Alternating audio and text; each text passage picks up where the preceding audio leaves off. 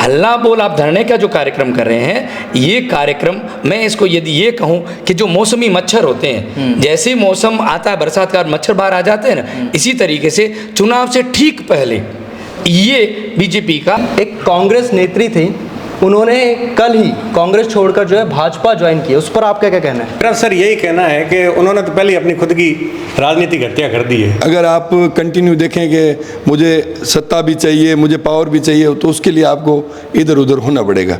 तो I think उन्होंने कुछ स्वार्थ के कारण ही छोड़ी होगी कांग्रेस।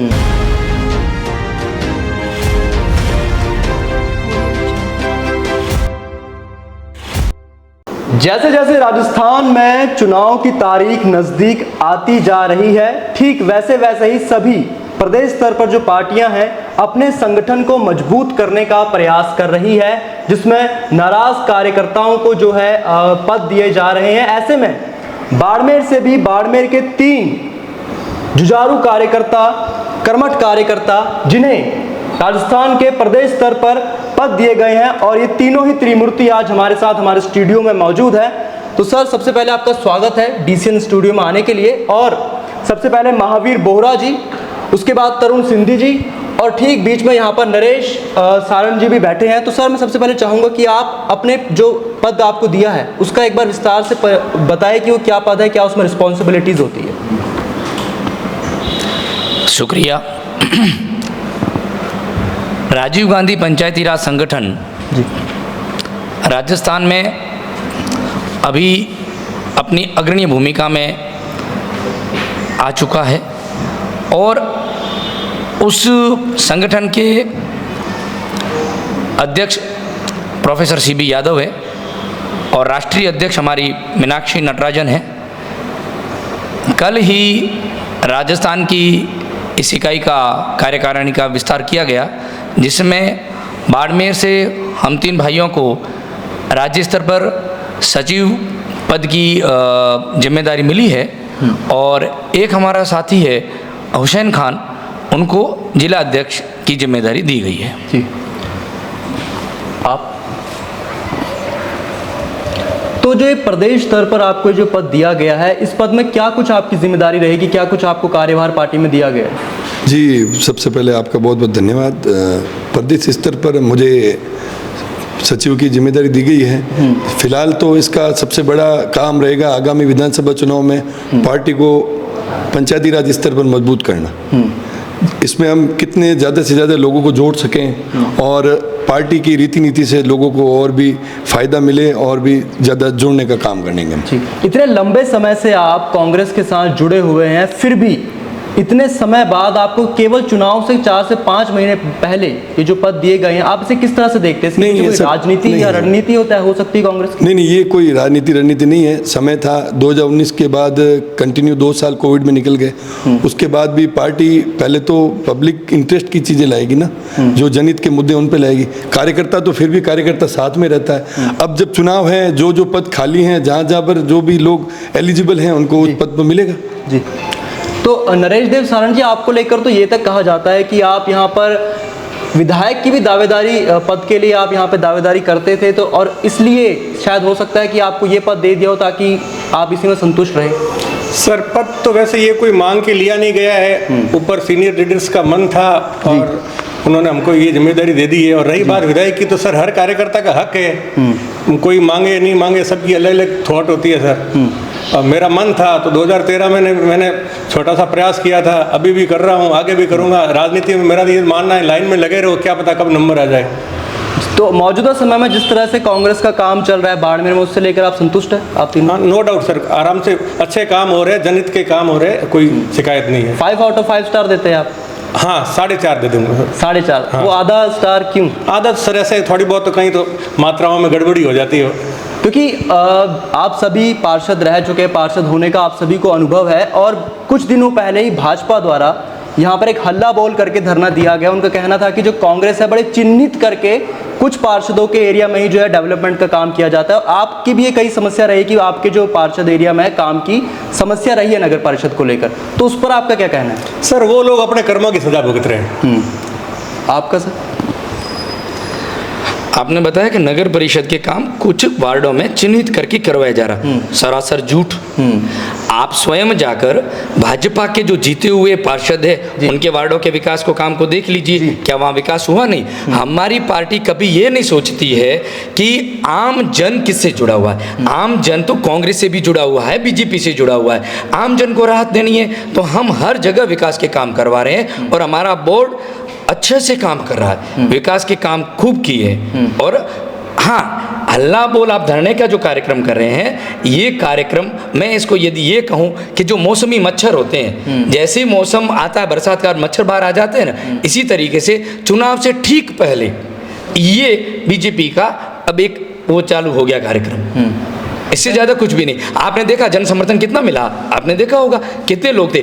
इवन इनके पूरे के पूरे पार्षद नहीं थे, एमएलए के दावेदार थे ना, वो वहां बैठे थे और कोई नहीं। वहां तो इस तरीके से भी कहा जा रहा था कि अगर बाड़मेर में यहाँ पर भाजपा सत्ता में आए तो केंद्र से ईडी आएगी यहाँ पर, इस तरह की बातें भी की गई है। ये वो जिस सज्जन व्यक्ति ने कहा है ना कि बाड़मेर में भाजपा की सरकार, बाड़मेर में भाजपा की सरकार आनी नहीं, पहली बात उन्होंने ये बात जरूर कही थी कि हम सेंट्रल की एजेंसियों से काम करवाएंगे, है ना। तो सेंट्रल में राज किसका है जी? आज करवा दो, किसने रोका उनको? ठीक है। तो जिस तरीके से आपको प्रदेश स्तर पर ये पद दिए गए हैं सचिव के, पर बाड़मेर स्तर पर क्या आपको कभी ऐसा लगा कि आपको जितना आपके यहाँ पे दिया जाना चाहिए था पद, उतने आपको नहीं मिले इस तरीके से? नहीं नहीं, ये बिल्कुल भी गलत बात है कि हम सदैव कार्यकर्ता रहे, आज भी कार्यकर्ता है, जिम्मेदारी दी गई है। जिम्मेदारी मैं आपको बताऊं कि राजीव गांधी पंचायती राज संगठन ये एक वो प्लेटफॉर्म है जहां के माध्यम से हम नीचे के स्तर पर कांग्रेस की रीति नीति बताएंगे, कांग्रेस सरकार ने क्या काम किया है, आम जन तक कांग्रेस क्या कर रही है, वो बताने के लिए हमें जिम्मेदारी दी है और उसको ही हम करेंगे और पहले से हम ही करते आए। जी ठीक है। तरुण जी, आप क्या कहेंगे इस पर सर? देखिए, सबसे पहले तो मैं आपकी एक चीज़ क्लियर कर दूं, जो हल्ला बोल कार्यक्रम के बारे में आपने पूछा और माननीय नेताजी ने कहा था कि बाड़मेर में भाजपा की सरकार आएगी तो हम केंद्र की जांच करवाएंगे। जी बिल्कुल। तो उनसे एक सवाल ये भी पूछ लीजिएगा, 2013 से 18 के बीच में किसकी सरकार थी? विधानसभा ये राजस्थान में बीजेपी सरकार थी, केंद्र में बीजेपी सरकार थी, तब उन्होंने क्यों नहीं करवाई? सिर्फ अपने व्यक्तिगत स्वार्थ को सिद्ध करने के लिए एक सम्मानित नेता पर एक कीचड़ उछालना राजनीति नहीं होती है। ठीक है सर, आप तीनों ही बहुत अनुभवी यहाँ पर कांग्रेस के नेता है, लेकिन कांग्रेस ना कई समय से गुटों में बटी बटी सी नजर आती है। क्या आप भी कभी गुटों का शिकार हुए इस तरीके से? देखिए, हम राज्य स्तर की बात नहीं करते, बाड़मेर में हम सब एक जी, और अब धीरे धीरे हमारा जो केंद्रीय नेतृत्व है वो भी बाड़मेर भी तो बढ़ गया सर, बालोतरा और बाड़मेर वो देखो वो भूगोल में बढ़ गया है। हम हमारे पॉलिटिकल लेवल पर हम सब एक हैं और इसका नतीजा आप विधानसभा चुनाव में देख लेंगे। नरेश जी, आप? जी सर, यही सवाल आपसे भी कि जिस तरीके से कांग्रेस थोड़ा बटी बटी नजर आती है गुटों में, क्या आप भी, जैसे कई विधायकों का कहना होता है कि वो गुटों का शिकार हुए, तो क्या आप कार्यकर्ता के रूप में अब सीनियर लीडर देखते हैं कि भाई ये तो अपने ही है, कहाँ जाने वाले हैं जी। और अमूमन राजनीति में ये होता है कि हर व्यक्ति नेता जो चाहता है कि ज़्यादा से ज़्यादा मेरे साथ लोग जुड़े, भले कोई पार्टी का हो, भले कोई संगठन का हो।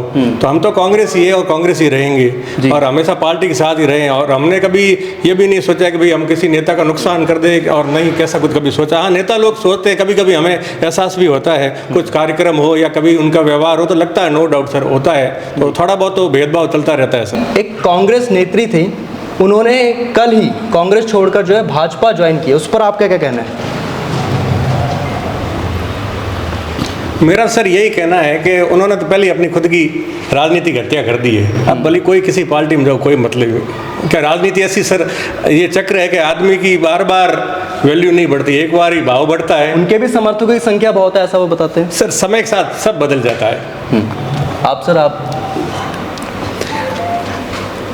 अब राजनीति में चुनाव के समय आने जाने का सिलसिला हो जाता है चालू, ठीक है ना। अब किसी व्यक्ति विशेष और निजी नेता पर कोई टिप्पणी करना उचित नहीं है, और वो कांग्रेस में क्यों आई थी और कांग्रेस छोड़ के बीजेपी में क्यों गई, ये तो वही जाने। आपको उनके जाने का दुख नहीं है? 1% ही नहीं दुख है। कांग्रेस के लिए उन्होंने क्या किया? वो आए थे किस मकसद से, कोई होगा मकसद उनका, जो मकसद पूरा नहीं हुआ होगा, छोड़ के चले गए, कोई दिक्कत नहीं। तो बिना मकसद के अगर यदि कोई कार्यकर्ता कांग्रेस से जुड़ता है तो उसके जाने का दुख यहाँ पर आपको बोराजी नहीं होगा? देखिए, कार्यकर्ता है ना, कभी कोई मकसद लेके नहीं आता है। किसी भी पार्टी से जुड़ा, चाहे बीजेपी से जुड़ता है, चाहे कांग्रेस से जुड़ता है, वो अपने संगठन के लिए होता है, बिना लालच आता है, निस्वार्थ भाव से जुड़ा होता है। ये त्रिदेव आपको देख रहे हो, 3 मूर्तियां जिनको कह रहे हो ना, इनके मन में कभी कोई स्वार्थ जागा नहीं, ठीक है ना। तो वो कार्यकर्ता है, और कार्यकर्ता कभी भी लालच स्वार्थ में नहीं आता है, और संगठन को ही देखता है ना। तो जो आते हैं जाते हैं कि आए होंगे, कोई दिक्कत नहीं। तो आपकी संगठन के प्रति इतनी निष्ठा जो है, आपको इस निष्ठा का जो, जब कभी आपने जो कुछ मांगा संगठन से वो सब कुछ मिला आपको? मतलब सब आपकी मांगें पूरी होती रही? आपकी जितनी भी इच्छाएं थी कि मैं इस जिस संगठन के लिए मैं काम कर रहा हूँ, उस संगठन ने आपको सभी इच्छाओं पर खरी उतरी? महावीर बोहरा जो है आज आपके सामने बैठा है, या इसको जो भी कोई जानता है, तो वो भारतीय राष्ट्रीय कांग्रेस की वजह से जानता है। ठीक है, नरेश जी आप? सर, संगठन में मांगने की सिर्फ जरूरत ही नहीं, मैं तो ये कह रहा हूँ कार्यकर्ता का ऐसा पद है जो कोई नहीं छीन सकता। और हम तो वैसे ही अपने मस्ती से, दिल से पार्टी के साथ में जिसको अच्छा लगे पद दे दो, नहीं दे दो, भाई कांग्रेस हमारी जिंदाबाद है और जिंदाबाद रहेगी। उस नेत्री वाले सवाल पे भी जरूर आप जवाब दीजिएगा, जिस तरीके से कांग्रेस के एक नेता। सर, सबकी अलग अलग ख्वाहिश होती है। अब जैसी मेरी ख्वाहिश है तो मैं भी चाहता हूँ, और हर कार्यकर्ता चाहता होगा भाई मैं बड़े पद पे जाऊँ, एमएलए बन जाऊँ, वो बन जाऊँ, लेकिन मैं ये नहीं चाहता कि मैं मेरी पार्टी छोड़ के जाऊँ। एक जो मुख्य घर होता है ना सर, वो मुख्य घर की बहुत वैल्यू होती है। बार बार अपन घर चेंज करते हैं ना सर, तो वो मज़ा नहीं रहता सर। समर्थक भी इससे नाराज होते हैं? सर, समर्थक बाद में बेचारे क्या करेंगे सर, आखिर वो भी सोचते हैं कभी इधर कभी इधर, तो वो आदमी क्या, कार्यकर्ता उसके जो पीछे है वो भी कमज़ोर पड़ जाते हैं, वो भी उनका मॉरल डाउन हो जाता है। आपको भी उनके जाने का दुख नहीं? नहीं सर, वो तो चलो मेरे वो जान पहचान वाले हैं, नो डाउट, और लेकिन वो आए थे तो अभी हमें तो ऐसा कुछ नहीं लगा, और गए थे तो हमें ऐसा कुछ लगा नहीं। अच्छा, आप? देखिए, राजनीति जब तक स्वार्थ के मूल्यों को देखकर की जाएगी तब ये आना जाना लगा रहेगा। अगर आप निस्वार्थ किसी से जुड़ते हैं तब उसमें समय जरूर लगता है, लेकिन आप आगे जरूर बढ़ते हैं। अगर आप कंटिन्यू देखें कि मुझे सत्ता भी चाहिए, मुझे पावर भी चाहिए, तो उसके लिए आपको इधर उधर होना पड़ेगा। तो आई थिंक उन्होंने कुछ स्वार्थ के कारण ही छोड़ी होगी कांग्रेस। और सबसे बड़ी बात है, जिला परिषद जब वो बनी थी, सदस्य जब वो कांग्रेस के सिंबल पे लड़ी थी, तब जिन पब्लिक ने उनको वोट दिया तो कांग्रेस सिंबल पे दिया। नो डाउट कुछ एक वोट उनके होंगे, बाकी दिए तो कांग्रेस के सिंबल पे। तो उन्होंने उनके साथ भी एक हिसाब देखा जाए धोखाधड़ी हुई। हालांकि वो जिला परिषद सदस्य नहीं रही, लेकिन जब तक राजनीतिक स्वार्थ के मूल्यों को लेकर की जाएगी तो ये आना जाना लगा रहेगा। तो आपको भी दुख नहीं उनके किसी? जी, मेरा वैसे भी उनसे कुछ ज़्यादा लिंक नहीं था, वो मैं उनसे कभी मिला ही नहीं इतना। लेकिन आपने जो सवाल पूछा मैंने उसका जवाब दिया। ठीक है, तो ये थे कांग्रेस के वो त्रिदेव त्रिमूर्ति बाड़मेर से, जिनका कहना है कि कांग्रेस जब जब इन्हें याद करेगी तब तब ये तत्पर वहां पर उपस्थित रहेंगे, और हर जिम्मेदारी पर जो कांग्रेस इन्हें देगी उस पर ये काम करेंगे।